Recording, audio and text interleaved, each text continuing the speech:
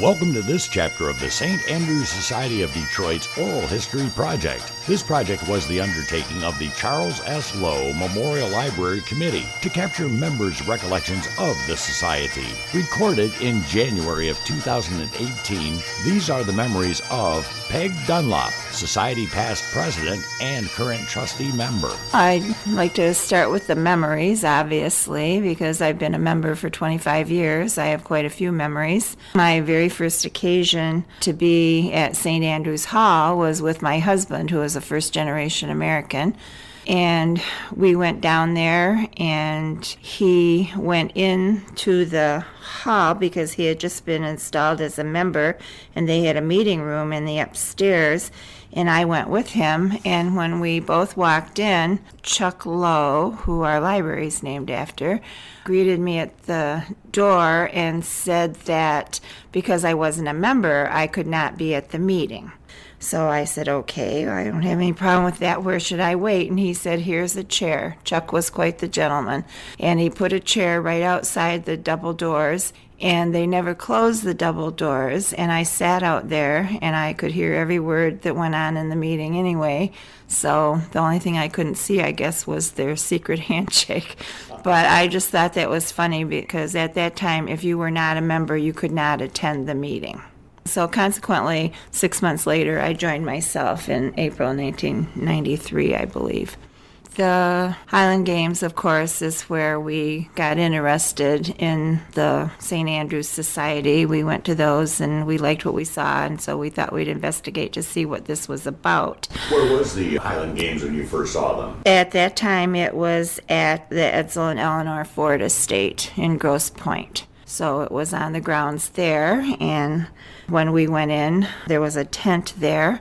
This was before we had joined, and I looked in, and we were looking around at things, and they had a box of crackers and a few grapes, a little bit of fruit and stuff, some cheese on a big table. And when Bill and I started to walk in, again, Chuck Lowe was the person that was at the gate, and he said, this is the patron's tent, and you can't come in unless you're a patron, which is fine.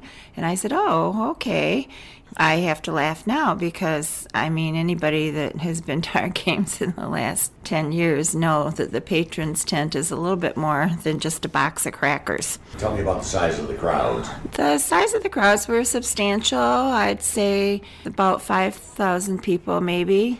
We kind of outgrew the place. They kind of asked us to move on as the crowds got bigger and bigger. But keep in mind, by 1995, Braveheart had come out, and it really garnered a lot of interest that year. The people were all into seeing what Scotland was all about. How were the games different then than what they are today?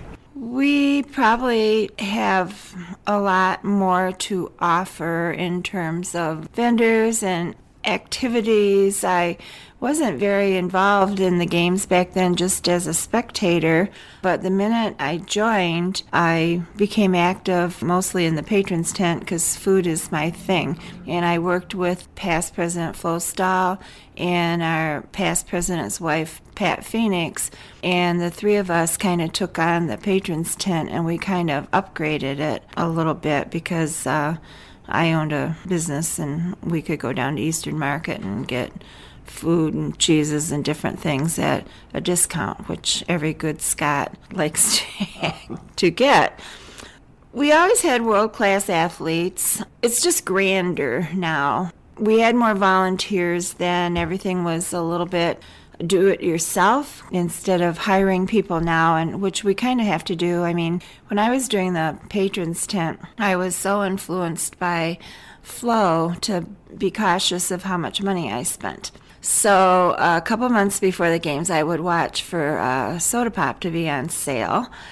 And I remember one year, because the patrons tent kind of kept getting bigger and bigger, I carted 88 2-liter bottles of assorted soda pop in a shopping cart type basket from the parking lot to the tent where the patrons were going to be. So we don't do that anymore. As you know, we just hire everybody to do all that kind of good stuff. part of that is because the games are so much bigger now. Yes, bigger attendance. It seems to be a struggle to get more volunteers, although I might have to say that maybe we're getting the same amount of volunteers, but because there's so much more happening and things that we have to do at the games, that maybe that's what puts a strain on our volunteerism also.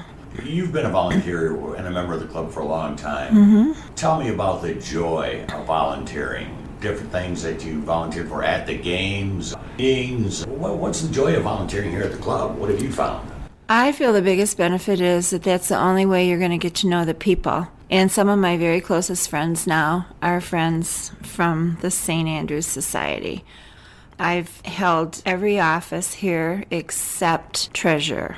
So I participated in all different areas. I was games chair 3 different occasions. I've been a past president for 2 years in a row. I've been on the trustees, and I've just kind of done a little bit of everything except the treasurer's job, which I don't feel, I would be able to do because I don't have experience in finance. But I think the biggest pleasure I get out of is getting to know the people and the friendships that I've developed. So you would recommend new members or members that have been members for a little while that haven't gotten involved yet, you would recommend to them to? Yes, I would. I think that's the only way to really belong to any kind of group, no matter what it is. If it's your church or the St. Andrews Society, if you just show up when the meeting starts at 6 and go home at 9 when it's over, you're never going to get to know anybody.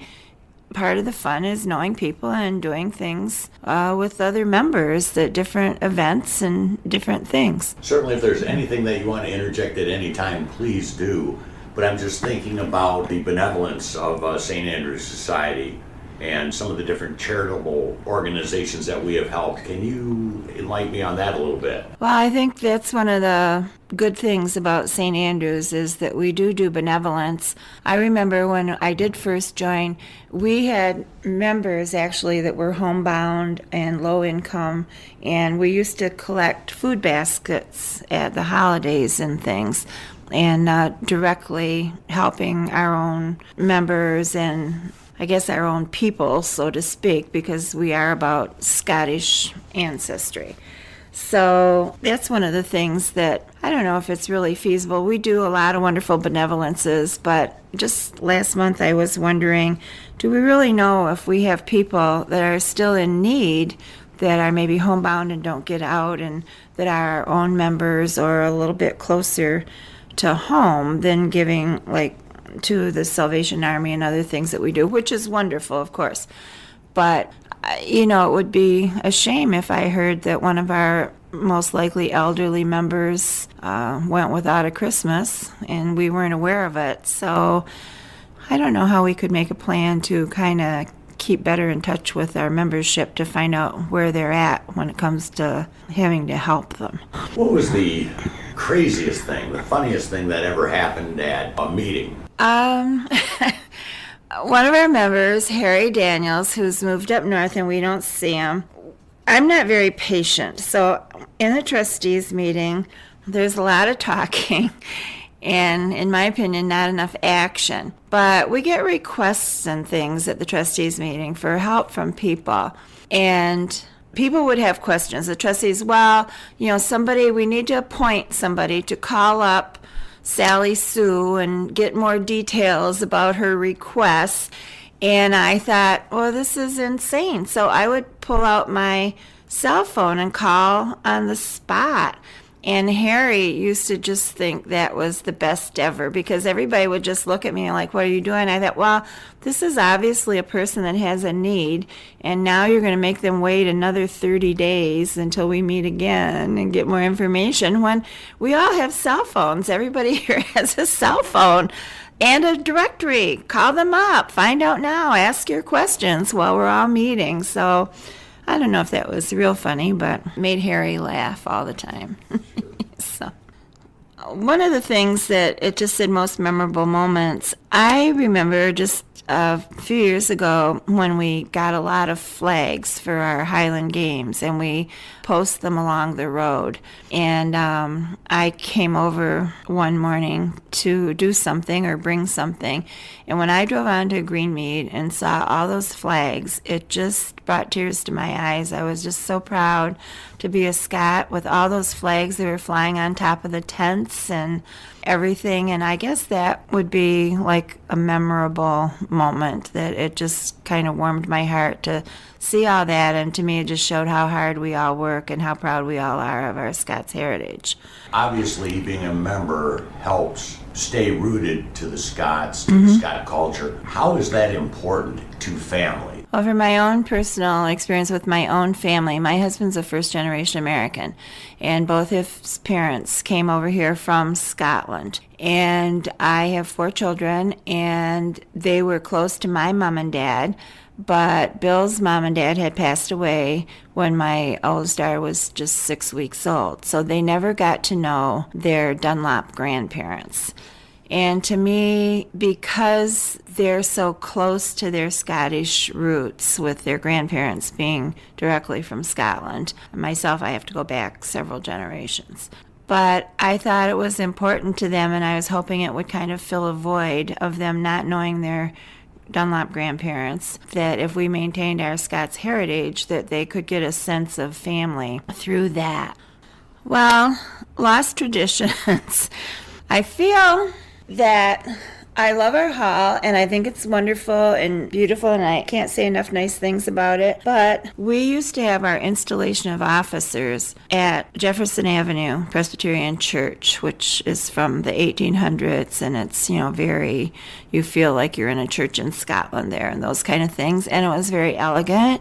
We had like a tea and cakes afterwards. We had a lot of ceremony when we had the installation of officers at the church. It was very serious and a lot of pageantry. And when I was president, I asked for my installation to be at my home church, which isn't as elegant. It's a newer church, but it's a Celtic Cross Presbyterian church. But I wanted it at my church because I was very active in my church. And it was very nice. Bob Giles was president before me, and he passed on a gavel to me that he had got especially for me. It wasn't a society gavel, but we had a couple of our members that sang, a little entertainment, the honor guard, a lot of pageantry. And afterwards there was, we had the silver tea service and all that kind of stuff. So I kind of missed that a little bit. Although, like I say, I love our hall, but I kind of miss the pageantry at a special event. Even though we have our dances and our burns and our things, I could do with a little pageantry when it comes to installing officers. I think if you have some Scottish blood and you would like to get it rolling again, you need to come out and you need to participate in the events here at the St. Andrews Society of Detroit. It will be a taste of Scotland. This presentation of the St. Andrews Society of Detroit's Oral History Project was produced by Van Rohr for the St. Andrews Society of Detroit's Library Committee under the direction of Dennis Clements, current chairperson, and Shelby Brown Rohr, current St. Andrews Society of Detroit's communication director. This project celebrates the 169th year of the St. Andrews Society of Detroit. Salante.